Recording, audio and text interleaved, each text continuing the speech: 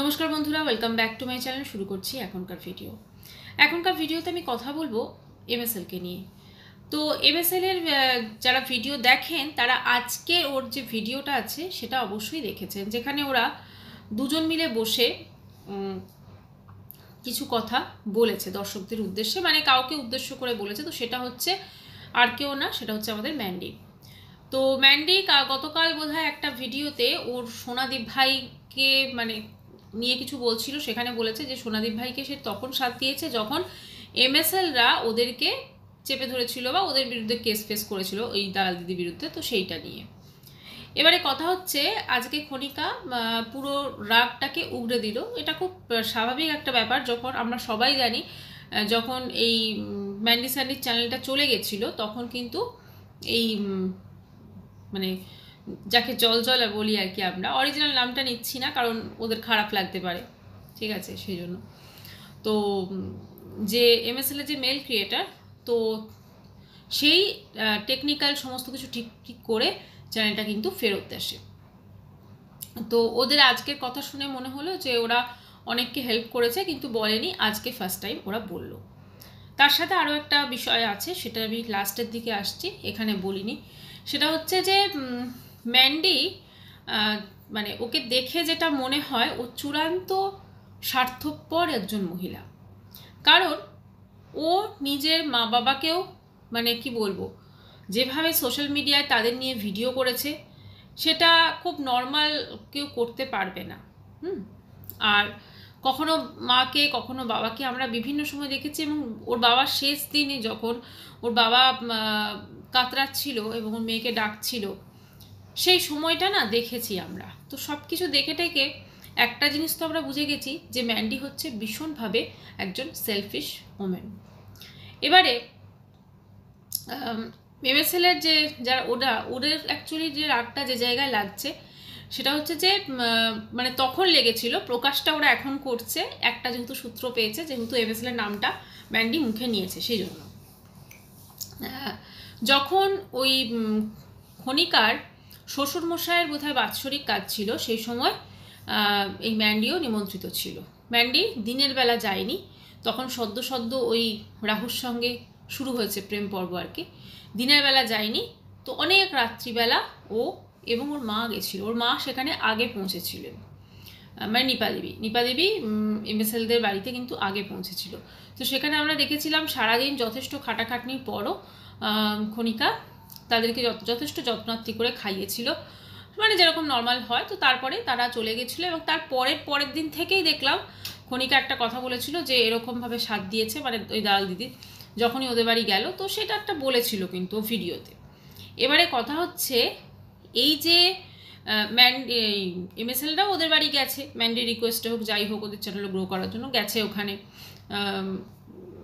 খাওয়া দাওয়া করেছে, সব কিছু করেছে, মানে একটা সুসম্পর্ক, একটা মানে ভাই বোন, যেটা বললো জল যে ভাই বোন এরকম একটা সম্পর্ক গড়ে উঠেছিল।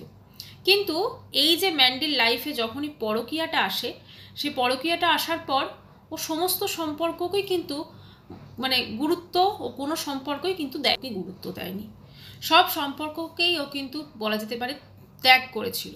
সেটা রিয়াঙ্কা হতে পারে, সেটা আরও অনেকের সাথে ওর কিন্তু প্রায় কারোর সাথেই সম্পর্ক ছিল না। ও তখন নতুন সম্পর্ক গড়েছে, সেটা হয়েছে ওই সোনাদীপ ভাই আর মারিয়া, এদের সঙ্গে নতুন সম্পর্ক কিন্তু তখন গড়েছে, যদিও আজকে দুজনকেই পুরো আবার লাথি মেরে দিয়েছে।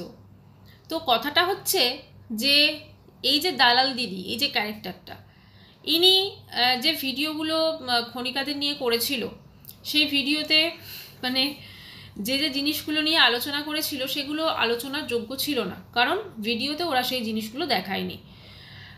আজকের এই ফ্যামিলি কেচ্ছা যেখানে সবাই বিক্রি করছে, সেই যুগে কিন্তু আজকে খনিকার ব্লগ যথেষ্টভাবে মানে একটা সাংসারিক যেরকম ব্লগ হওয়া দরকার, ওরা ঘরের চার দেওয়ালের মধ্যে থেকে সেই ব্লগটা কিন্তু দর্শকদের মানে উদ্দেশ্যে সেটা উপস্থাপন করে।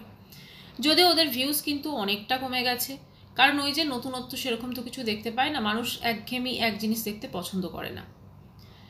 তো এখন ব্যাপারটা হচ্ছে, আজকে দেখলাম এই ভিডিওটায় পার্টিকুলার যেটা ছেড়েছে খনিকা, তো সেখানে কিন্তু যথেষ্ট ভালো ভিউজ হয়েছে। তো ব্যাপারটা হচ্ছে ওরা বললো আরও বলবে, তো ওই ভিডিওতে কিন্তু ওরা অনেকের কথা বলেছে, অনেকের, সেই একজন ছিলেন যিনি অমিত বলে, তার কথা বলেছে, মানে এই মানুষগুলোকে উপকার করেছিল।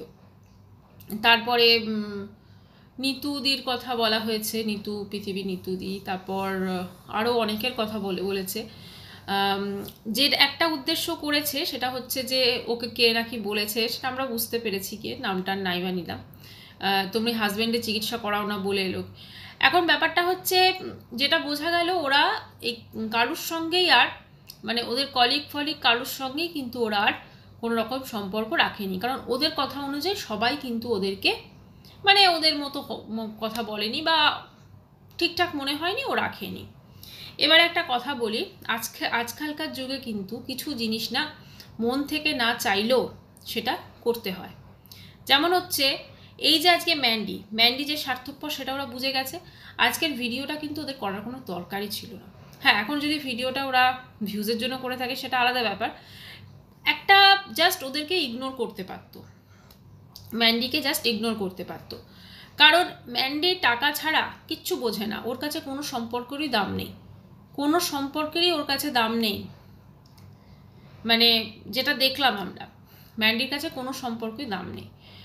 আর ম্যান্ডি ছাড়াও আরও অনেকে আছে, সবাই নিজের তালে তালে, সবার চ্যানেল গ্রো করতে হবে, সবাই করতে হবে।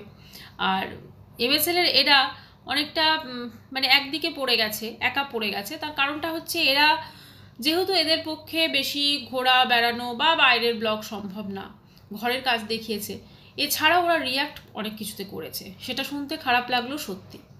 আজকে দেখুন একটা কথা বলি, এই যে দালাল দিদি, সে যে জিনিসটা ওদের সঙ্গে করেছে সেটা কিন্তু চূড়ান্তভাবে নিন্দনীয়, কিন্তু তাকে এই সাহসটা তার গড়ে উঠলো কিভাবে?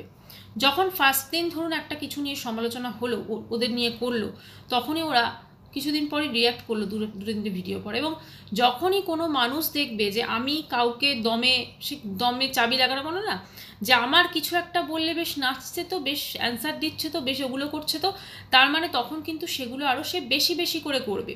এবং ওখানেও গিয়েও কিন্তু প্রচুর অডিয়েন্স, প্রচুর ভিউয়ার্স কিন্তু গিয়ে তাদের উৎসাহিত করেছে, ওই দালাল দিদির কথা বলছি।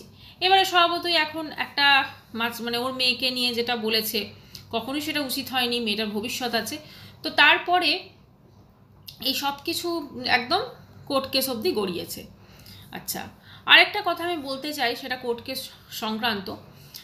একটা বোধহয় একটা কেস ট্রান্সফার পিটিশনের জন্য আছে, আর আরেকটা কেস বোধহয় অন্য একটা ক্রিমিনাল স্যুট ফাইল করেছে, সেগুলো আছে। তো আমি একটা কথাই বলবো যে আজকে খনিকার যে ভিউজ যেটা আমরা দেখতে পাচ্ছি, ওর কিন্তু অনেকটা আর্নিং কমেছে, ওয়াইটি থেকে অনেকটা আর্নিং কমে গেছে।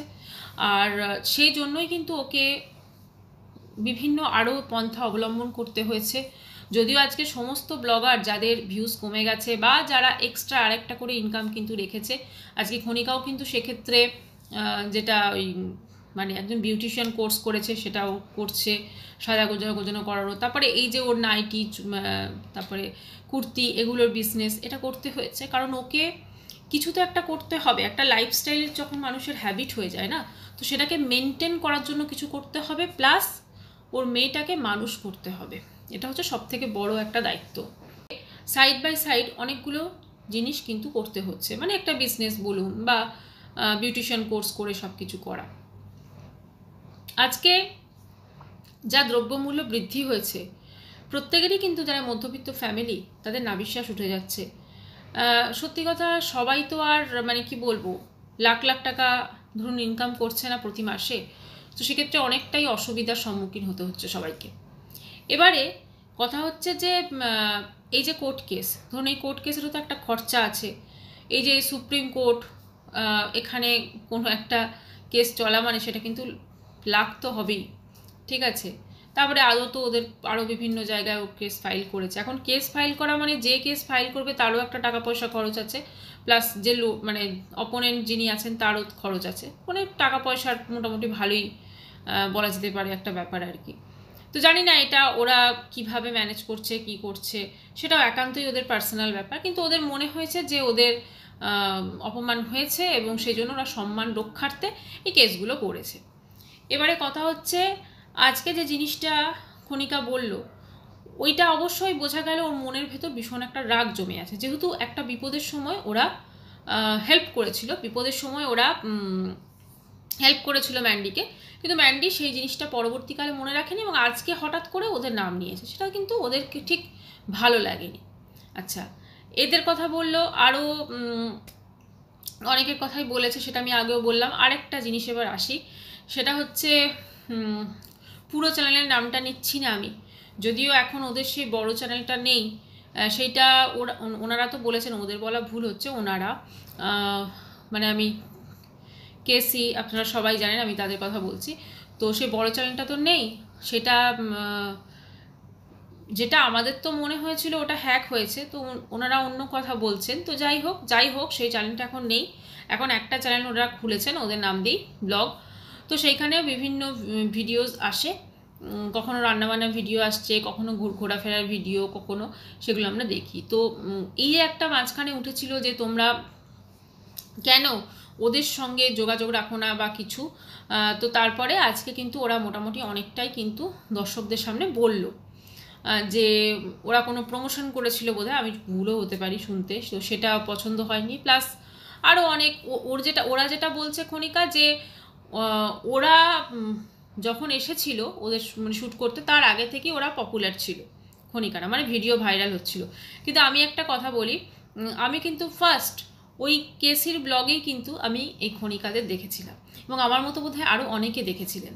তখন থেকে কিন্তু আমি ওদের চ্যানেল সাবস্ক্রাইব করি এবং ওদের ভিডিওস দেখি, কাজেই পরিচিতি কিন্তু একটা ওদের চ্যানেল থেকেও এসেছিল এদেরকে।